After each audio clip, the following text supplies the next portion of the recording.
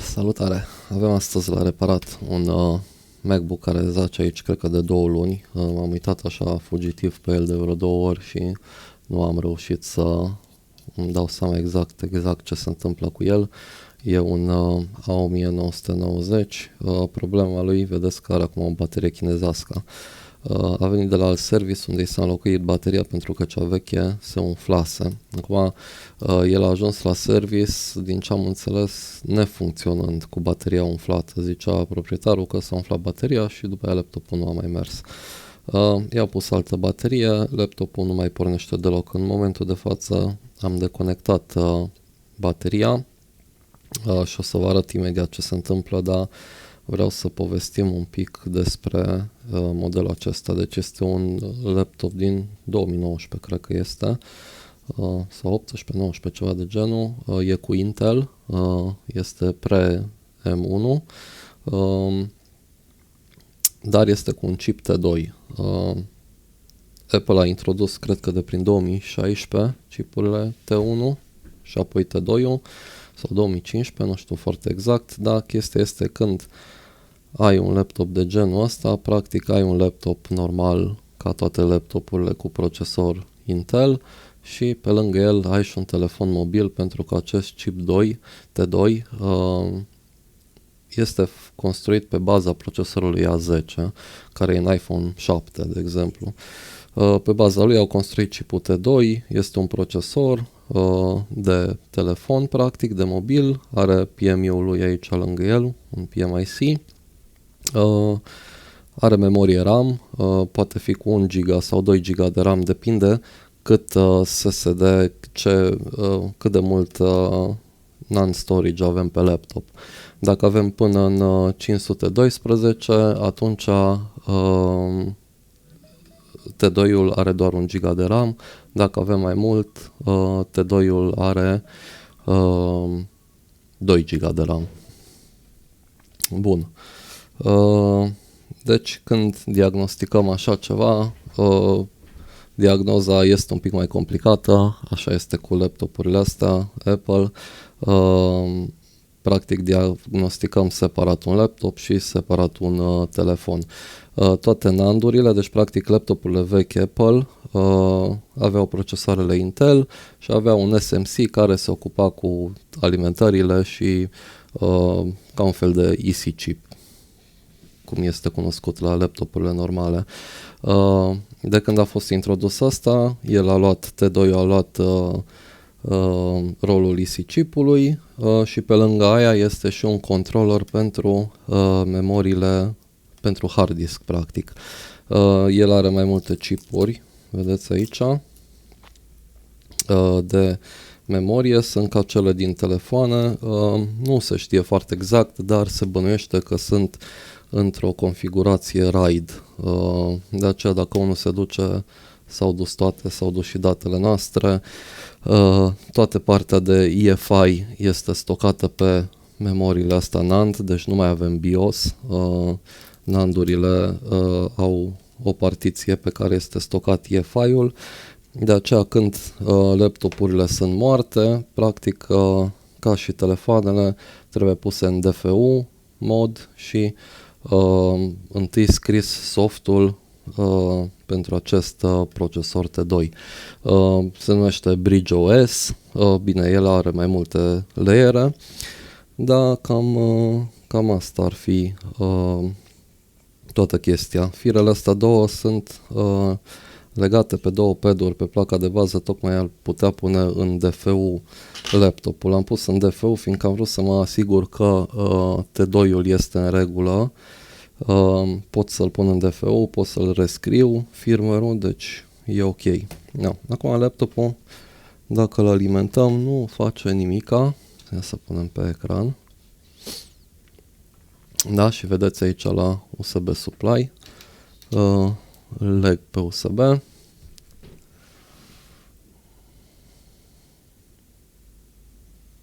Da, vedem că negociază tensiunea, ceea ce înseamnă că T2-ul nu este complet mort. El are niște chipuri CD3215-uri care sunt controllerele de USB. sunt localizate aici pe ambele părți, fiindcă are porturi și pe parte și pe cealaltă, sunt 4 porturi, 4 chipuri, dar și T2-ul participă la toată negocierea asta. Vedeți că el încearcă să pornească la un moment dat și apoi se oprește undeva la 5 mA. Acum pe partea de laptop este simplu, că măsurăm acel main care vedeam că are 12,6, ceea ce atâta trebuie să aibă. Știm cu siguranță că avem tensiunea de PP3V3 RTC, pentru că aceea alimentează controlerele USB, acele chipuri CD-uri care, dacă nu ar fi alimentate, ar rămâne la 5V, n-am avea tensiunea respectivă, da? Și dacă măsor aici, numai că nu prea văd eu bine, vedeți că avem 3,3V.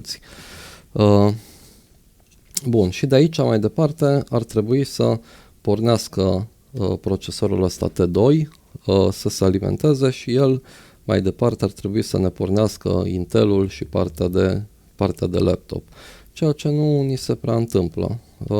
Dacă verificăm tensiunile, da, cam avem acea linie de main G3H, cum se numește, și mai departe efectiv nu știu ce problemă mai putea avea. Acum, s-ar mai putea întâmpla să nu mai meargă NAND-urile. NAND-urile astea se alimentează cu un pic să trecem așa. Deci NAND-urile mele se alimentează cu 2,5V, are nevoie 0,9 și 1,8. Da, nu știu unde sunt pinii exact, dar cred că avem aici, de exemplu, aici ar trebui să avem 2,5. Deci mă interesează dacă avem tensiunile pe NAND, fiindcă modelul ăsta are o problemă pe unde trage aerul, sunt niște condensatori și sunt și aceste piese care fac baconverterele care alimentează NAND-urile și ele de obicei sunt sensibile și posibil să se strice. Dar dacă alimentez laptopul, da, și ne uităm sus la multimetru, vedem că avem 2,5, avem 1,8, nu mai știu 0,9 care este ăsta ora. Da, și avem 0,9. Deci NAND-urile mele sunt alimentate. O altă chestie prin care ne putem da seama dacă NAND-ul nostru este defect, fiindcă ce se întâmplă în general dacă unul din NAND-uri este corupt, nu defect gen scurt, dar dacă este corupt, au observat oamenii ăștia isteți care diagnostichează MacBook-uri, au observat că la fiecare 23 de secunde se repornește tensiunea de alimentare pe NAND-uri. Da?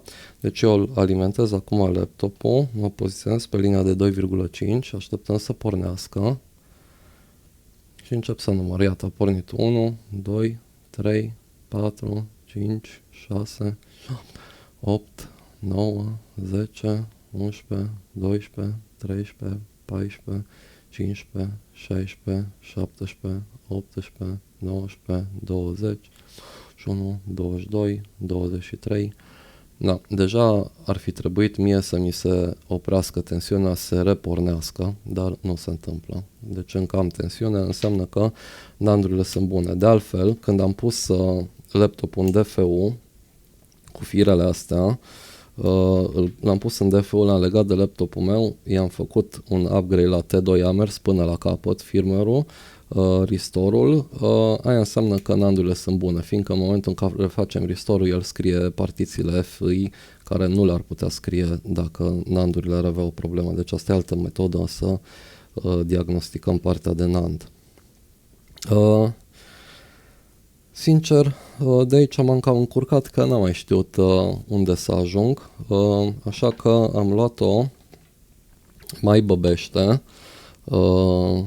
Practic este singura opțiune care o avem, este să verificăm. Bun, aici mai aveți o chestie, acum fac o paranteză, în schemele Apple tot timpul avem lista liniilor de tensiune, unele sunt la pagina 100 și nu știu cât, la laptopurile mai vechi sunt chiar la început. O să vă arăt imediat cum arată. dacă le mai găsesc.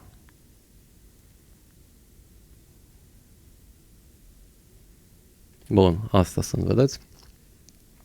Power aliases. Hai să luăm cu prima, da?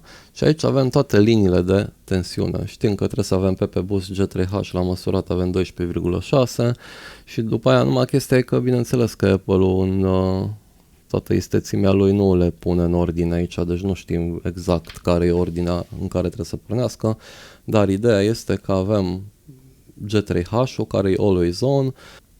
Ideea este că putem verifica toate liniile astea dacă suntem maniaco-depresivi și nu avem ce face, doar că neștiindu-le ordinea nu ne prea ajută în mod deosebit. Dacă am avea un scurt și am avea doar 5 volți, într-adevăr începem cu liniile astea și mergem mai departe să investigăm unde se întâmplă boba. Vă asigur că pe placa asta nu este absolut niciun scurt. Deci, fără doar și poate nu avem scurturi. Și atunci putem investiga, dacă știți unde să căutați, o să găsiți cam la toate modelele de Apple Power Sequence-ul, da? Și asta este la modelul la 1990, asta e pentru 01041, placa mea e următorul revision, dar sunt la fel, da? Și o puteți lua, deci asta este primul stage, o putem lua, vedeți aici sunt CD-urile, o putem lua de la 0 și avem pașii 1, 2, 3 și verificăm pe toți dacă avem PPV3H RTC 3, dacă mergem la 4 și așa mai departe. Pe mine nu mă interesează partea asta aici pentru că știu că el a negociat tensiunea, deci partea asta funcționează cum trebuie. Nici asta nu mă interesează, fiindcă știu că și asta merge bine. Pe mine mă interesează aici de la al 3-lea step. Bun? Și aici deja ajunge la PMU. PMU, cum v-am spus, e chipul de alimentare pentru partea de telefon din acest laptop. Și atunci, primul pas, deși mie T2 îmi pornește și am putut să îl rezolv, primul pas este să vedem dacă tensiunile sunt produse ca și în pașii ăștia de aici. Deci pe 1 trebuie să vedem dacă există PMU on-off. Apoi îl pornim, PMU on-off low ăsta îl pune la masă. În momentul în care l-am pus la masă este ca și un buton de power. PMU-ul acesta ar trebui să pornească sau să repornească în cazul nostru și următorul pas ar fi să ne livreze acest PP3V3S5, da? Bun, și acum ține minte că ne trebuie PP3V3S5 și PMU on-off. Așa, și știu că PMU on-off este aici. Deci aici chiar pe placă avem, la fel cum avem asta de pus în Force DFU, vedeți că am lipit firele exact pe aceste pad-uri de aici, este ca un switch practic. Da, la fel cum am firele astea puse, care eu le scurt-circuitez pentru 4 secunde și le desfac și apoi intră în DFU.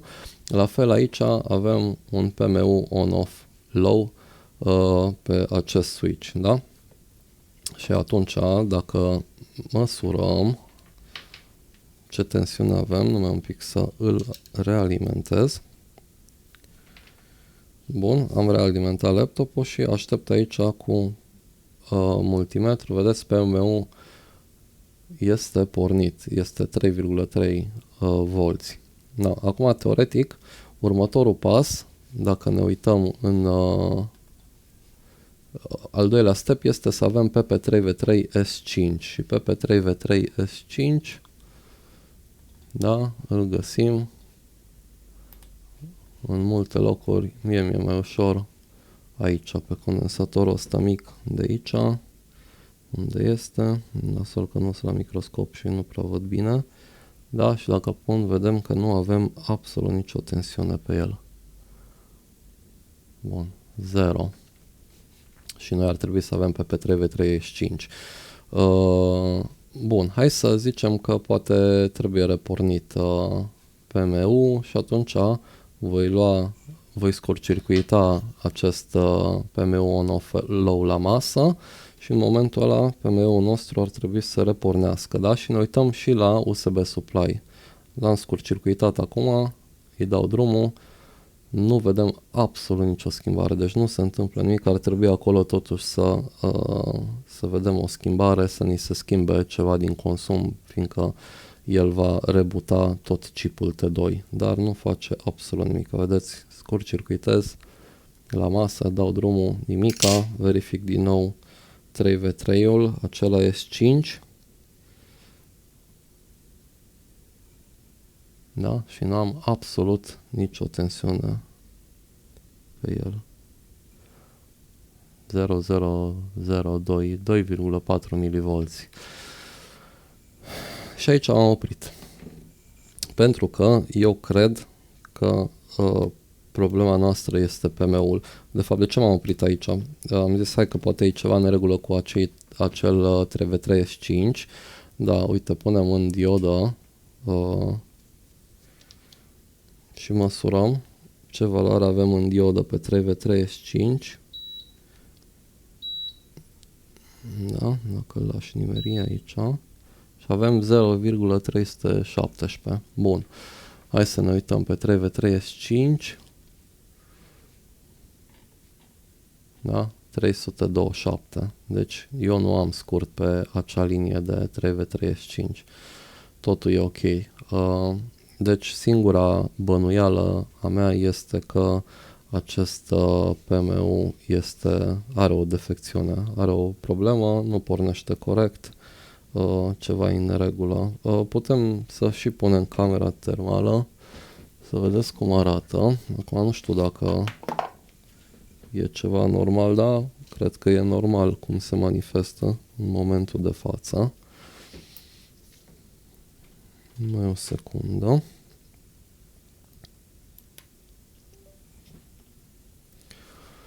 Și hai să pornim camera termo, să vedem.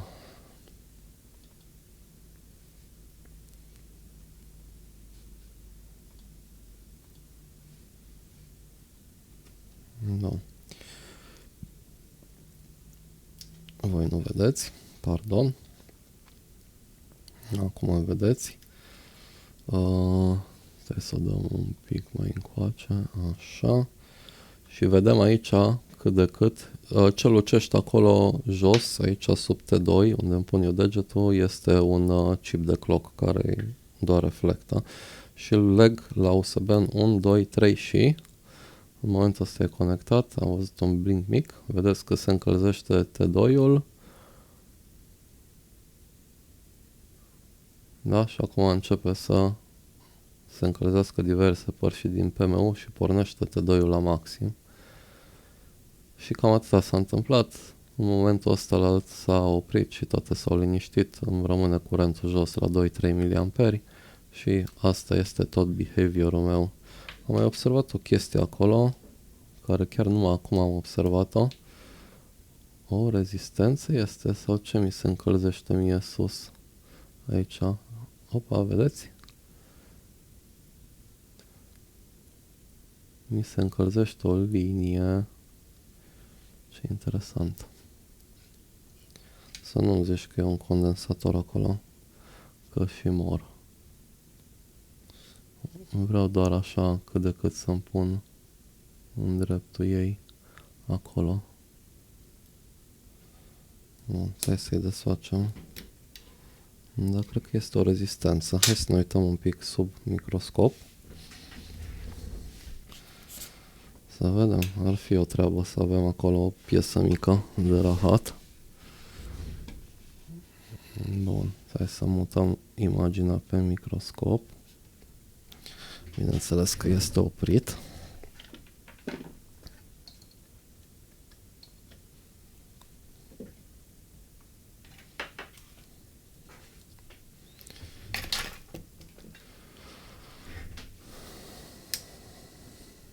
Ok, și să vedem ce avem noi aici.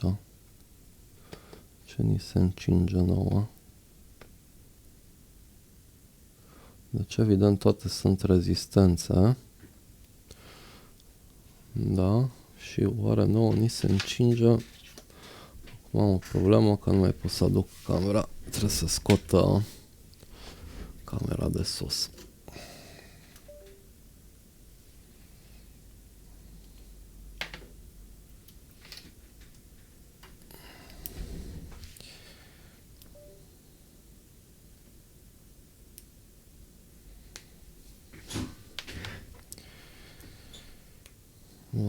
Să vedem acum.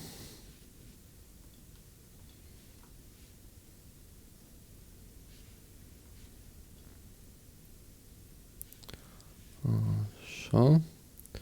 Luăm înapoi la desktop. Bun, numai un pic să-mi trag eu cablul de USB în partea asta.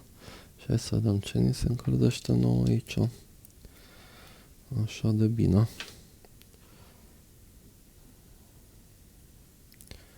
Bun, acum vedem o rezistență.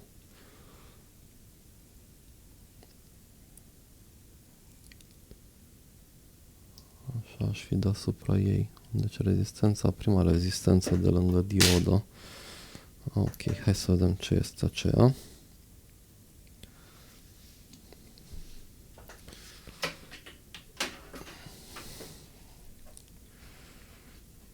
Confirm. Așa. Și nouă ni se încălzește asta. SOC USB Webus.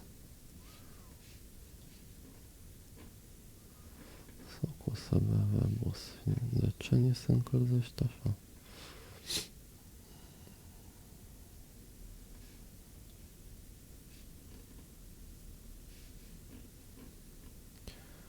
Bun, deci trebuie să avem o citire de 0, suntem tot în diodă, 0,6 într-o parte, 0,2 în cealaltă, 0,1. Deci facem alimentarea. Bun, și hai să vedem, aici avem 0,6 și aici avem 0,125. Da? Voi n-ați văzut? Mai facem o dată. Deci 0,6 și 183 și 193 e ok și în partea asta altă avem 0,188 pe 20 de volți USB-C. Poate că e normal să se încălzească. Acum nu vă imaginați că frige, ci doar este mai caldă.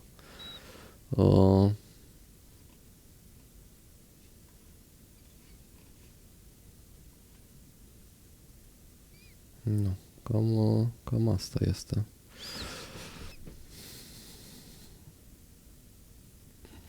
Așa că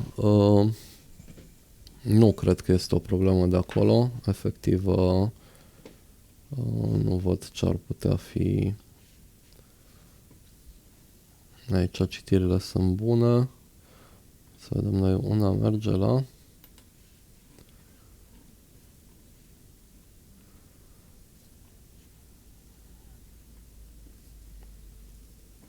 asta unde avem DC-in-ul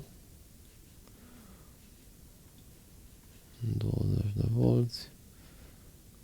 Da, și o siguranța. Siguranța merge mai departe la CD.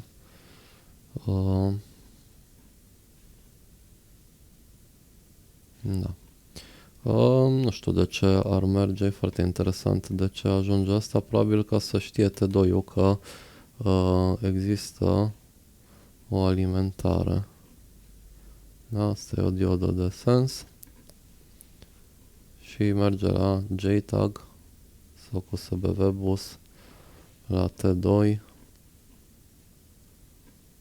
Da, e foarte interesant că se încălzește.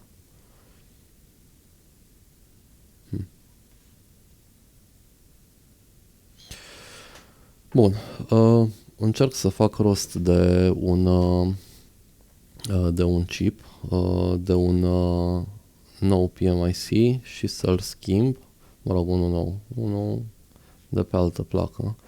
Îl schimb să vedem dacă asta e problema. E ciudat, v-am zis, ar trebui să se repornească când îi dăm acel on-off reset low, on-off low, ar trebui să rebuteze PMIC-ul și să o ia din nou, dar nu o face. Nu am nicio linie, ați văzut că avem aici multe bobine, le-am măsurat toate, am citirile corecte care sunt și aici pe schemă. Nu există scurturi pe niciuna din linii. Totul e ok pe partea de T2, mai ales că putem să-i punem firmware-ul și aia știm că merge, dar cred că alte probleme din alte cauze pot fi vizibile aici. Așa că revin mai încolo când o să fac rost de un PMU și să vedem dacă putem să rezolvăm așa.